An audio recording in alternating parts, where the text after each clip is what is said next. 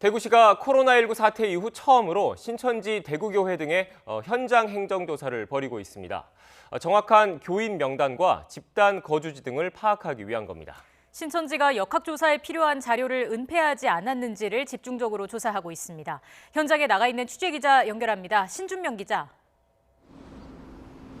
네, 신천지 대구교회 앞에 나와 있습니다. 네, 행정조사는 언제부터 시작된 건가요?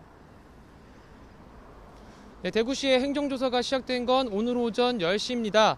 대구시는 공무원과 경찰 그리고 역학조사관 등 199명을 투입해 이곳 신천지 대구교회를 조사하고 있습니다.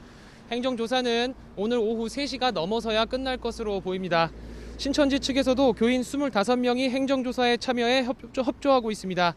대구시는 검찰의 압수수색을 더는 기다릴 수 없어 경찰과 합의해 행정조사에 나서게 됐다고 밝혔는데요.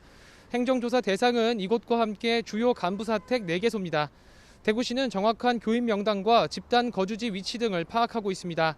신천지가 역학조사에 필요한 자료를 은폐하지는 않았는지 집중적으로 들여다볼 방침이라고 설명했습니다. 또 오는 14일이 신천지가 만들어진 날인 만큼 이를 기념하는 대규모 집회 등을 사전에 차단하려는 조치라고도 덧붙였습니다.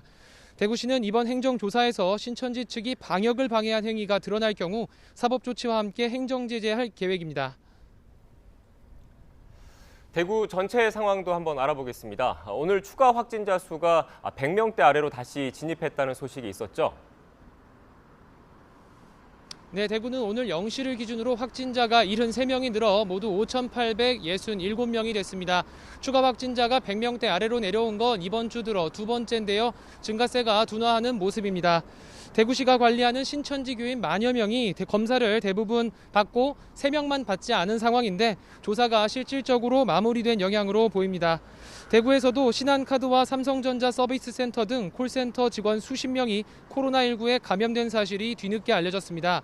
하지만 한 번에 같은 공간에서 수십 명의 확진자가 쏟아졌던 서울 구로 콜센터 집단 감염 사태와는 상황이 좀 다릅니다. 대구시는 지금까지 대구 관내에 있는 콜센터 66곳 가운데 13곳에서 발생한 확진자는 모두 57명으로 그중 10명은 신천지 교인으로 확인됐습니다. 대부분 이미 발표된 확진자 명단에 포함됐던 인원입니다. 대구시는 확진자가 발생한 센터들은 환자 발생 뒤 14일 동안 폐쇄했고 이미 일부 사업장은 폐쇄 기간이 끝나 운영을 재개했다고 밝혔습니다. 대구시는 추가적인 감염 사태를 막기 위해 모든 콜센터에 이달 말까지 운영을 중단해달라고 요청했습니다. 지금까지 신천지 대구교회에서 YTN 신준명입니다.